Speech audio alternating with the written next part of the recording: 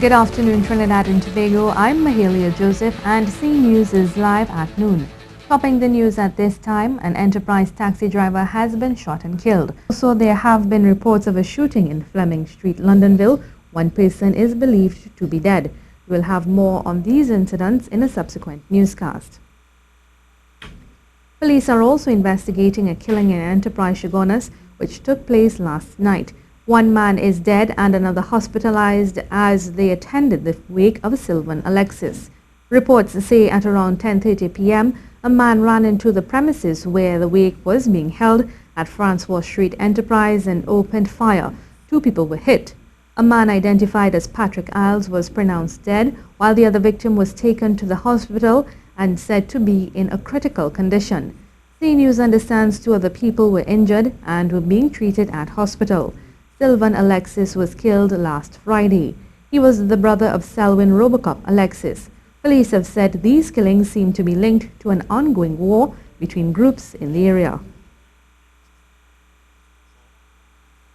And President of the Chaguanas Chamber of Industry and Commerce, Richie Sukai, said the reprisal killings in Enterprise Chaguanas should have been expected by the authorities.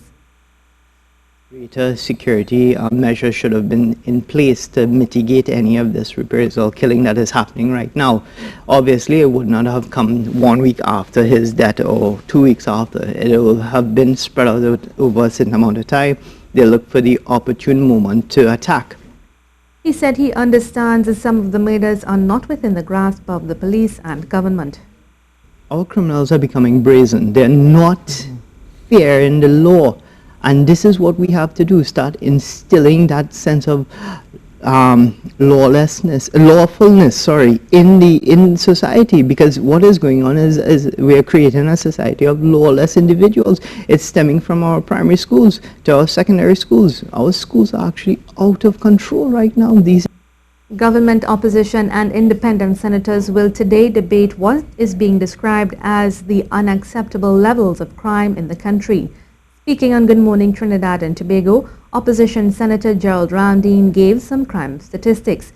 He said so far there have been 121 murders, 22 kidnappings, 460 reports of break-ins and burglary among other incidents of crime. He said criminals continue to do what they are doing because of a lack of fear of being prosecuted. They have no fear for law enforcement. And when you look at why that is so, and you ask the inevitable question, which is what we ask in the Senate, why is that so? It is because we have a crisis in leadership. And that is the problem here. You cannot continue to pass the buck, like Ramesh Lawrence Murad said yesterday. He also said hangings will not help deter the crime rate unless the detection rate is improved. Jesse Bipan, his family are crying out for justice. A 16-year-old. His life snuffed out, beaten with a piece of iron, and thrown behind a school. I mean, when you talk about these things, the pores on your body raise. They do. Right? For the year, we've had 15 female persons who have been killed. That is our mothers and sisters and daughters that have been killed. 15, and we're in March. Prime Minister Dr. Keith Rowley will travel to Houston, Texas on Wednesday for several rounds of energy talks with leading companies in the industry. According to a statement from the Office of the Prime Minister, Dr. Rowley will be accompanied by Minister Stuart Young.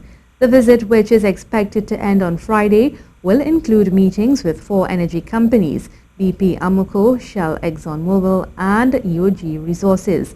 The discussions will center around strategies for navigating the challenges facing the energy sector and opportunities for growth and partnerships here at home and in the region. In Dr. Rowley's absence, Minister of Finance Colm Imbert will act as Prime Minister. This is the C News Live Report at noon. Remember, you can keep up to date with all the latest news on our website at ctvtt.com, or you can check out our Facebook and Twitter pages at C News Live.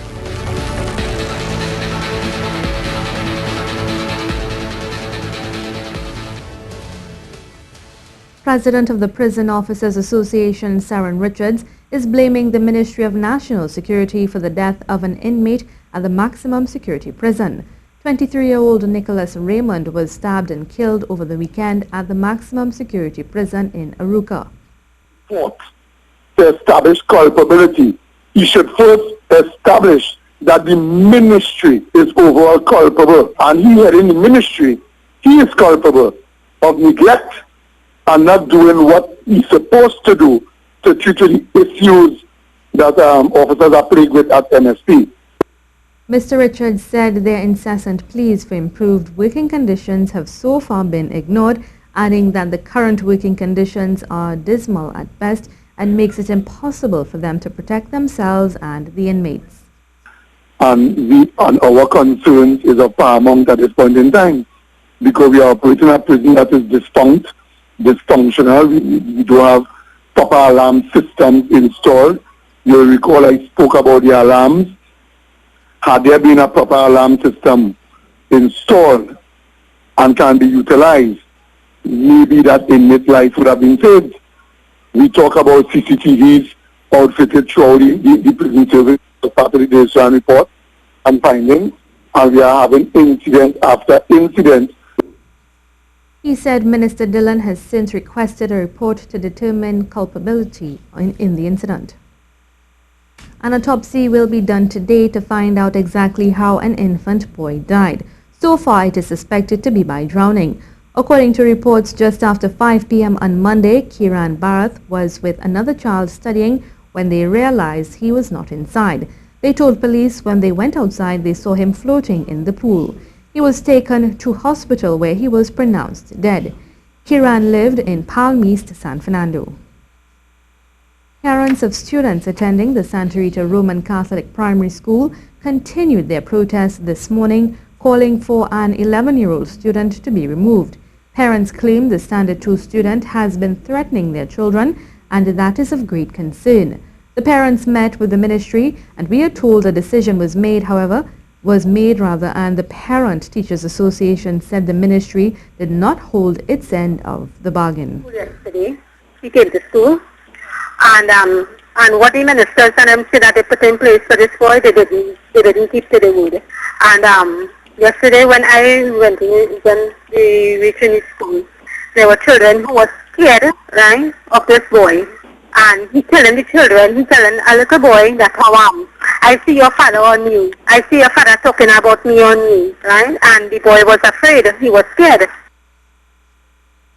The child was supposed to be getting treatment, however, that is of little to no comfort to the parents. The boy have a mental problem, right?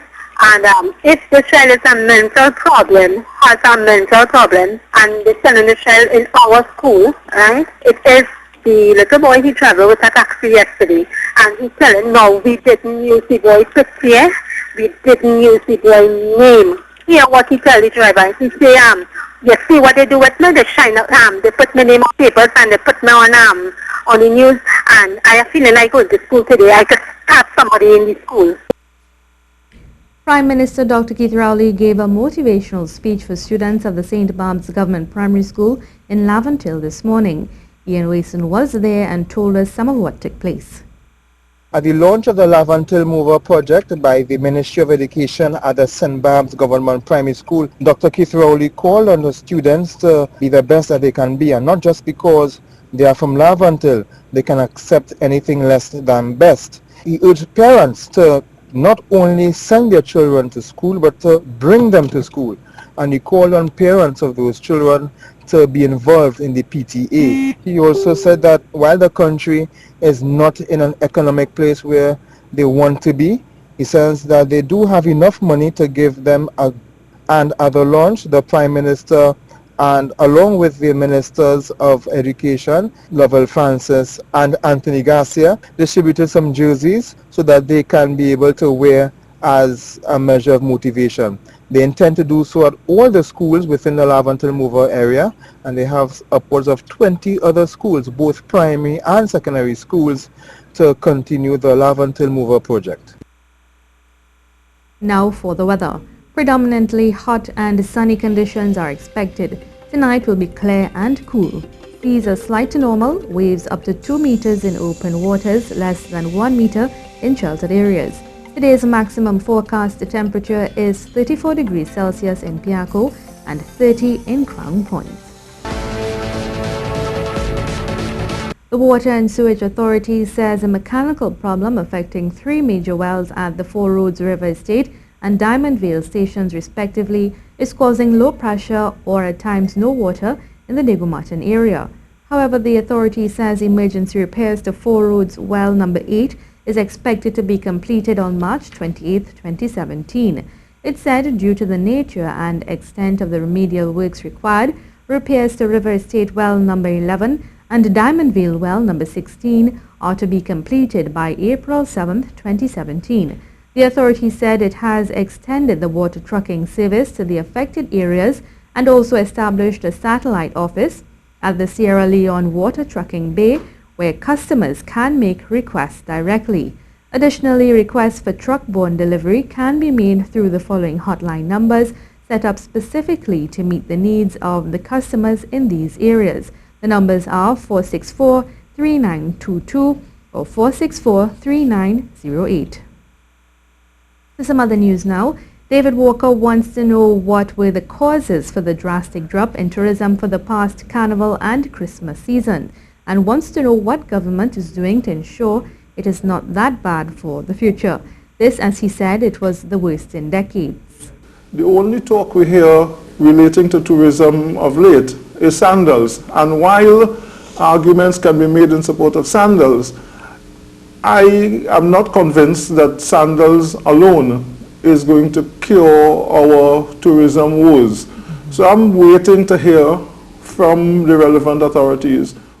He has 2 suggestions to help boost employment and productivity. A greater emphasis on the Northeast region with all its environmental and ecological bounty.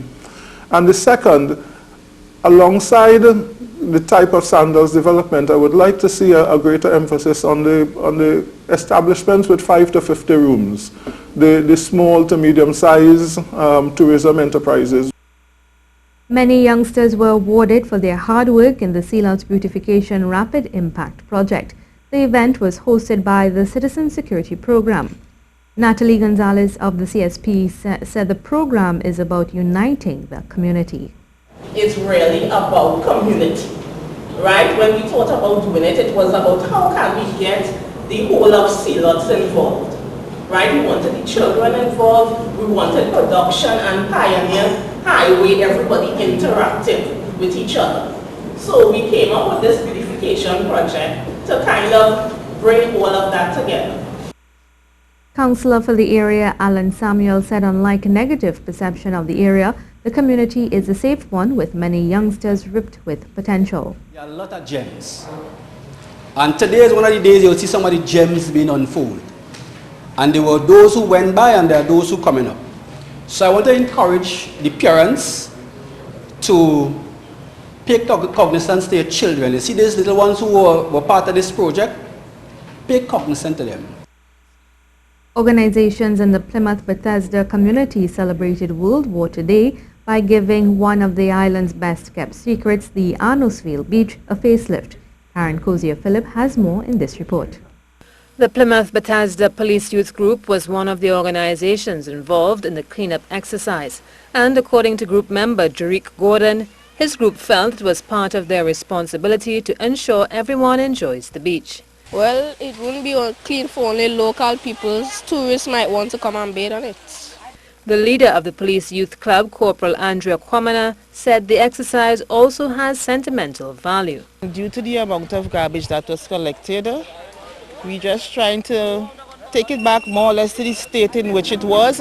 It is indeed a very beautiful beach. I've been here since my childhood, younger years, and we're just trying to get that back in making sort of like a beautification project.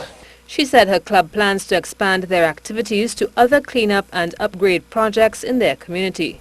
The representative for Plymouth Golden Lane, Marisha Osmond, also collaborated on the initiative. The environment is our heritage, the heritage of the young people, and it's a way to teach young people to really care for the environment. is to instill values in the young people. So it's important to me as a teacher, one, and of course as area rep.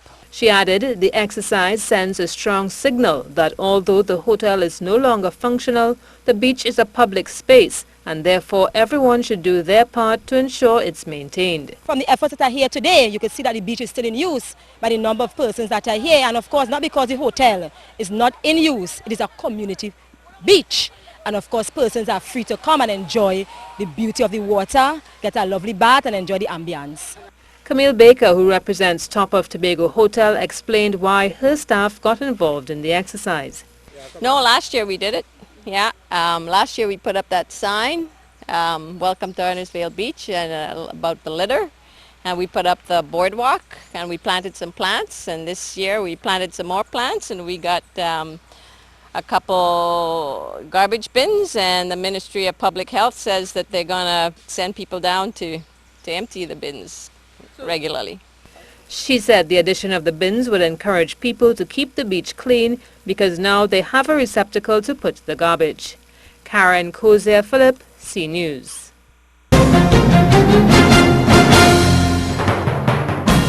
The Trinidad and Tobago Soca Warriors will go head-to-head with Mexico in another World Cup qualifier this evening, and head coach Dennis Lawrence says his players are ready. I think the key for us is we have to be brave. We have to be brave to be able to say we know exactly what we want to do. What we cannot afford to do is allow Mexico to take total control of the game, which they are extremely good at. So it's going to be a great test for our group. But the idea is to be brave tomorrow and try and go toe-to-toe with Mexico and ensure that we stay involved in the game from that point of view. In a move seen as progressive and forward-thinking, the Trinidad and Tobago Football Association has announced a new contract agreement with members of the national senior women's team, which will place several of them under retainer and in line with other countries where women's soccer is important. Ken Fuentes has the details. 8 players will be accommodated under a 4-tier contract system, which has seen the players offered 1-year contracts. The TTFA believes that the new agreement reflects the importance the local governing body places on women's football and the national women's team. The arrangements are as a result of constructive negotiations between all parties. Under the retainers, the players will receive regular monthly income. It is aimed at improving conditions for local players while creating a talent pool conducive to the national team challenging for success at the international level and World Cup qualification. The 8 players from the current senior women's team chosen are Captain Tasha St. Louis, Mariah Shade, Donnell Maskell, Patrice Superville, Natasha St. Louis, Annalise Cummings, Anastasia Prescott, and Ayana Russell. The overseas-based players have not received their retainer contracts but will get allowances when invited to training camps and will benefit from match fees offered for international matches. Student athletes based in North America and elsewhere also do not qualify for retainer contracts. That's it for sport. And that's how we end the C News Live Report at noon. I'm Mahalia Joseph. Remember, for up-to-date and breaking news throughout the day, you can visit the C News website at ctvtt.com. Have a good afternoon.